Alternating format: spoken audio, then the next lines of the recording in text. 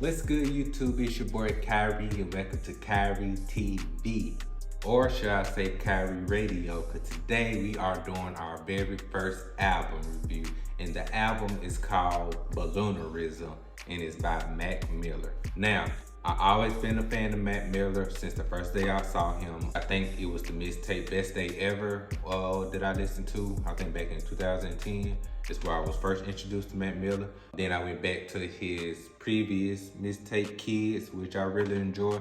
I don't remember listening to both albums or a mixtape fully, so I might have to do that, especially if I'm calling myself a big Mac Miller fan. But ever since his Best Day Ever to Blue Slide Park and so forth, I've been a big fan of Mac Miller. I like the progression that he did with his music, starting off with Blue Slide Park to where we are now with Balloonerism. Even though this album, I guess, was an album that he created back in 2014 around the Basis mixtape recording session.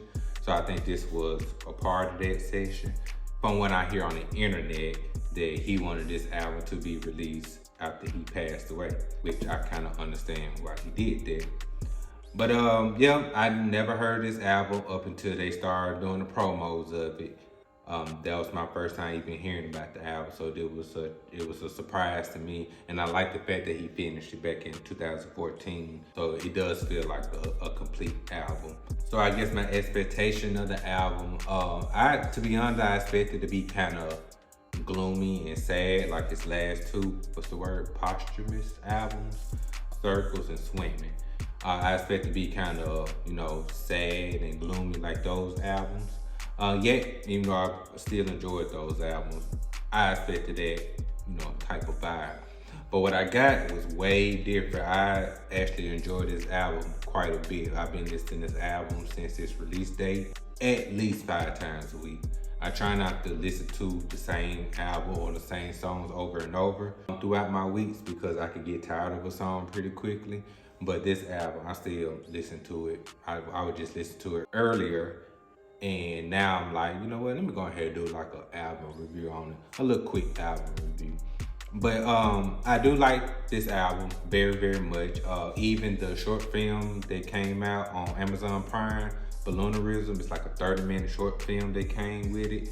I really enjoyed that. I like the animation styles of the movie or short film, and the music from the album is on there and it ties to the short film. So if you haven't seen that short film on Amazon Prime, go check it out. It's free. It makes this album makes a lot of sense. But how I'm gonna do this review is I'm gonna give y'all my top 5 songs. I'm gonna explain to y'all why I like the song. And I'm gonna start from 5 to 1. My not least favorite, but technically number 5 is my least favorite. But starting out with number 5, then I'm gonna go down to number 1 of my favorite songs off the album. And I might throw in an honorable mention because the number 5 song, it was a big toss up between 2 songs. So that's why I'm gonna do like an honorable mention when it comes to this album in particular. The rest of the songs I enjoy. I just don't visit those songs as much as I visit these songs. So coming in at number 5, $5 Pony Ride. I was reading it here off my tablet and it says $5 Pony Rides, and I forgot 5 is the beginning of the song. It says at number 5. But I like that song. It sounded very up to date. If he was alive today putting that song out, I'm pretty sure that particular song would have did numbers. It just reminded me of that era of Mac where I think it's Feminine Divine album. I can't keep on losing you. Okay. Yeah, that era of Mac Miller. $5 Pony Ride reminded me of that song. So that's why it came in at number 5. At number 4, I like Excelsior. It's a very short song. I think that's the song where he explains, if you watch the short film, he explains the kids and what's going on, and I guess on the playground. I just like that song. I like the build up, like it started off real like fairy tale-y, kids playing, and it gets like real dramatic towards the end. So I really enjoyed that song. Coming in number 3 is Mannequins. I really like Mannequins. When I first heard it, I think that was one of the very few songs. When I first heard it, I already knew it was gonna be on my playlist. Even when I watch it, when I hear that song play in the movie, it makes it seem more grand scheme of the movie. It just seems very cinematic to me. I like when the drums come in. The lyrics is like, it's dark, but it's also, Max style. Like he makes dark lyrics seems more, I guess, normal, extravagant. I feel like I didn't describe Mannequins how I want to describe it. Midway through this recording, I think I came up with the idea I might start putting lyrics up on the screen that I like from that particular song, or like if I like the chorus or not.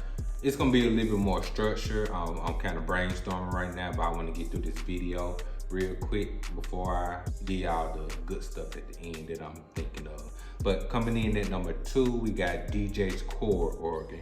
Now, I should have put some notes on DJ's chord organ because when I first heard this album was gonna be released and it was leaked some years ago, I went back to try and find this particular song because this particular song was on the trailer for Balloonerism, and I really, liked that song. Just strictly off the trailer and then the visuals from the trailer. So when I went on YouTube to find that song, it was called something else, and I think the song was called,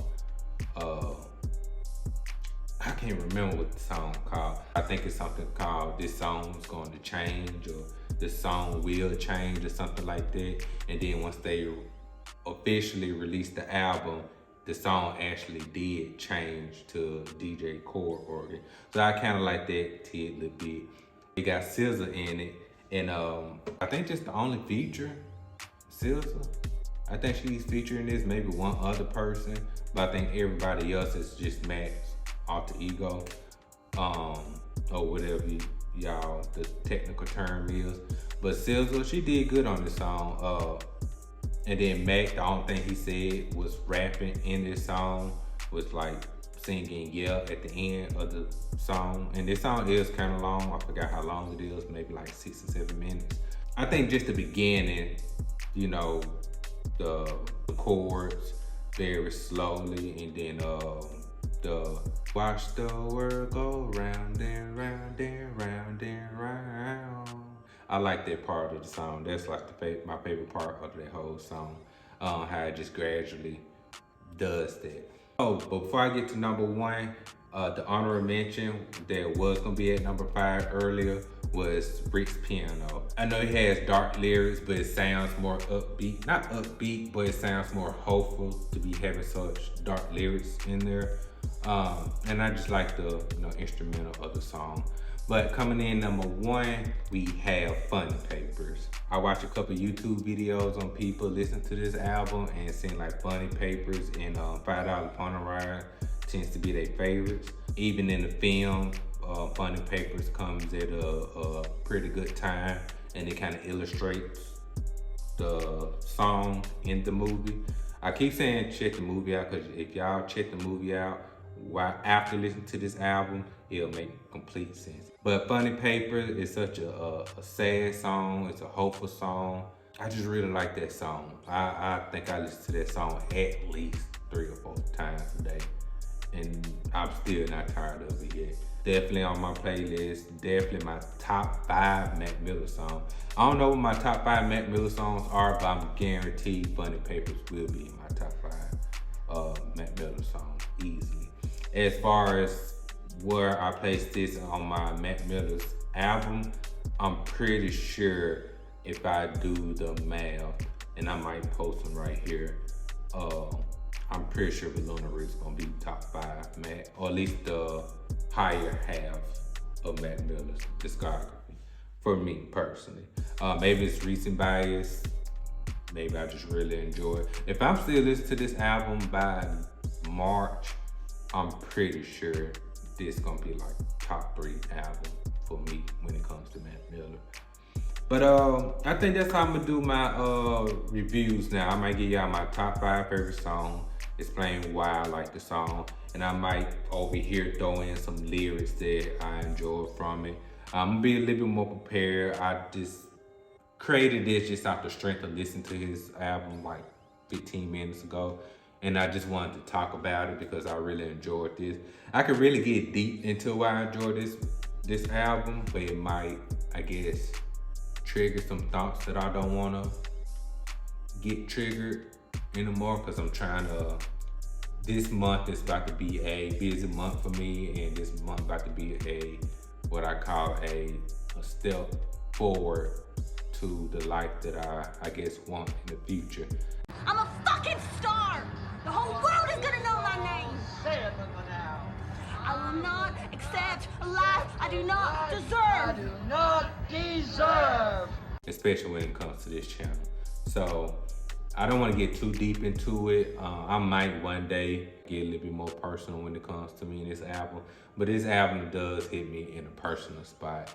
And if I can, grade this album, I think I'm still doing my grading scale when it comes to albums with the platinum, gold, diamond status. And then I might create something that's under gold, like two more tiers. But right now, this an easy platinum for me, platinum status. I don't want to jump too far and say diamond status, because I think that album would have to be flawless. But it wasn't flawless, because there are some songs I could skip. Ones that I did like outside of my top 5 was like Stone and Shane La High. The one after DJ Core Oregon that was at the end credits of his movie. Like, there are other songs that I like. So I'm gonna come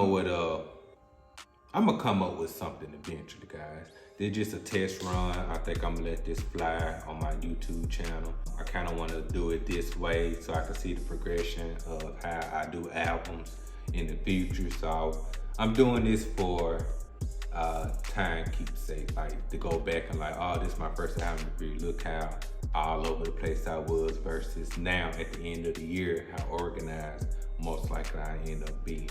But thank y'all for watching with me. I hope this wasn't too all over the place.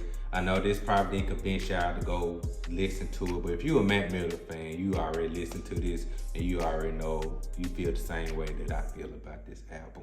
As far as, people who don't listen to Mac Miller who might want to check this out, I think I would suggest y'all checking out his older projects when he was actually alive of it being released. Check those out first before you check this album out, because if you check those out and build your way up to this album, I think you'll appreciate this album more, because I definitely did. And right now, this is easily album of the year right now for me. Until more albums come out, right now it's #1 for me. But thanks y'all for watching. Like, comment, subscribe. Comment down what's your favorite Mac Miller album, or what's your favorite Mac Miller song off of this particular album. If you even a fan of Mac Miller, check them out. All that stuff. Khiry out.